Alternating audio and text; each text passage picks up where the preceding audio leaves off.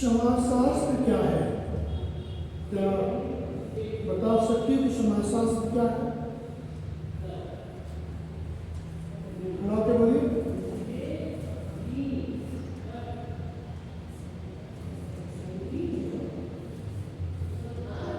चलिए बैठ जाइए। सबसे पहले अपने विषय के बारे में जानकारी प्राप्त करना चाहिए। समाजशास्त्र क्या है? जैसा कि समाजशास्त्र दो शब्दों से मिलकर बना होता है, समाज और शास्त्र, जो कि लैटिन भाषा के सोशियस और ग्रीक भाषा लोगस से बना होता है। साधारण बोलचाल की भाषा में समाज का अध्ययन करना ही समाजशास्त्र कहलाता है।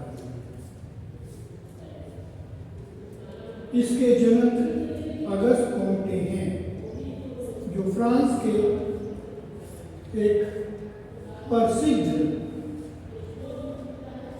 समाजशास्त्री हुआ करते थे। पहले से सोशल फिजिक्स कहा गया था। सोशल का अर्थ होता है सामाजिक और फिजिक्स का अर्थ होता है भौतिकी। जैसा कि अगस्त कॉम्टे महोदय ने कहा था कि समाज का वैज्ञानिक ढंग से अध्ययन करना ही समाजशास्त्र कहलाता है। समाजशास्त्र को जानने से पहले समाज के बारे में जानकारी प्राप्त करना है। समाज क्या है? क्या बता सकते हैं समाज क्या है?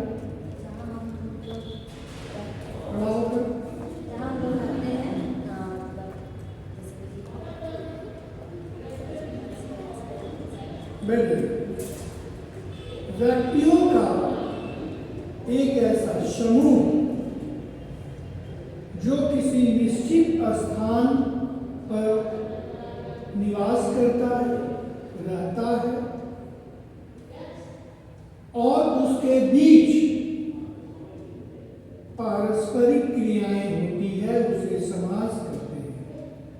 सिर्फ एक साथ रहना ही किसी निश्चित स्थान पर समाज का निर्माण नहीं हो सकता है, जब तक कि उसके बीच पारस्परिक क्रियाएं न हो।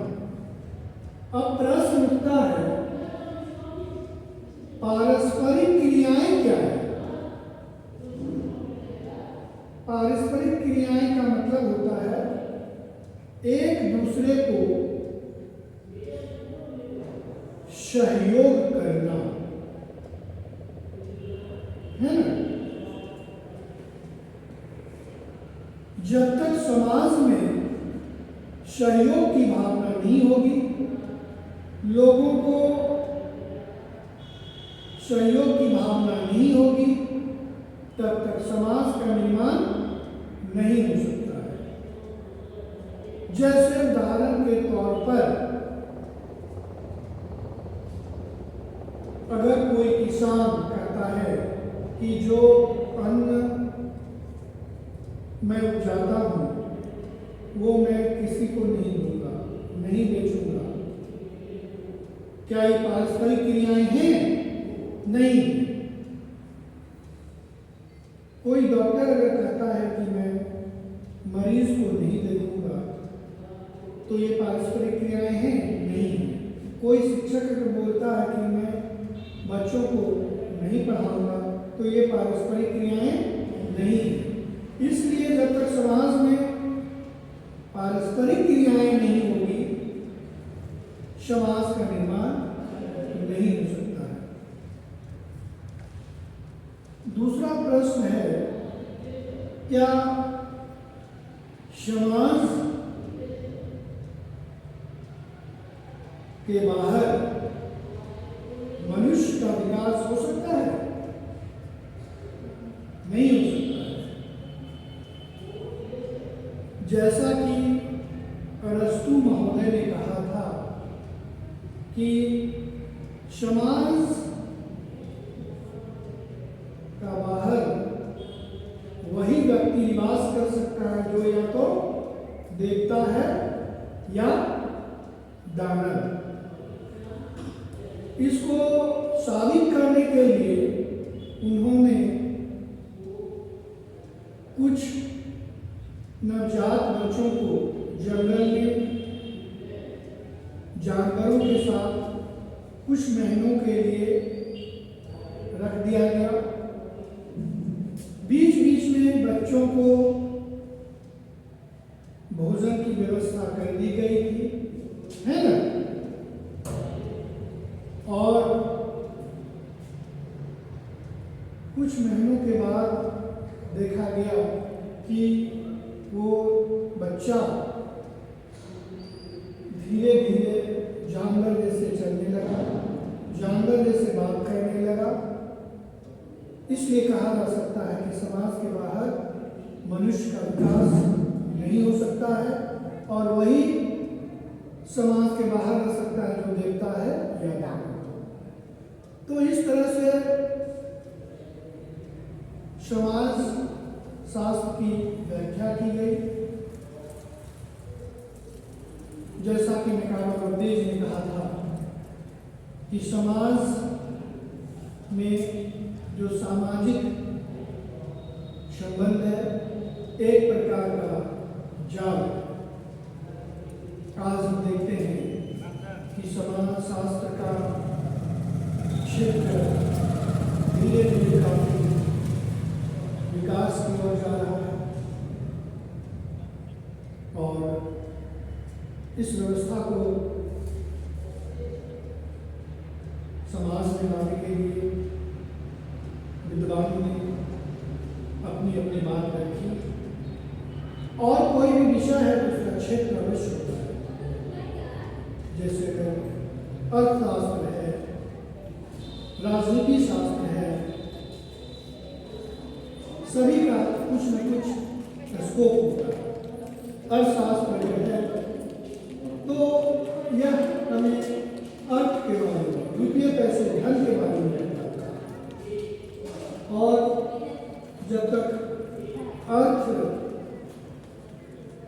शास्त्र को अध्ययन नहीं करेंगे, किसी परिवार, समाज और देश की आर्थिक स्थिति क्या है और उस किस तरह से इसे चलाया जाए, ये अर्थशास्त्र की व्याख्या करता है। राजनीति शास्त्र एक ऐसा शास्त्र है जो कि शासन व्यवस्था को सही रखता है। अब प्रश्न उठता है कि समाजशास्त्र का क्षेत्र क्या है। आज हम देखते हैं कि समाजशास्त्र का क्षेत्र दिनों दिन बढ़ रहा है ना? आज विवाह, संस्कृति, सभ्यता के बारे में हम लोग अध्ययन करते हैं। भारत एक सभ्यताओं वाला देश है। देखा जाए तो विश्व में इसकी अलग पहचान है जो हम इसे संजो कर रखे हुए हैं। देखा जाए तो आज जो समाजशास्त्री हैं बड़े बड़े इंस्टीट्यूट में काम कर रहे हैं। आज Tata institute of social sciences Mumbai है जिसमें समाजशास्त्री वहाँ पर अध्ययन करते हैं और बहुत कुछ समाज के लिए लाते हैं। इसलिए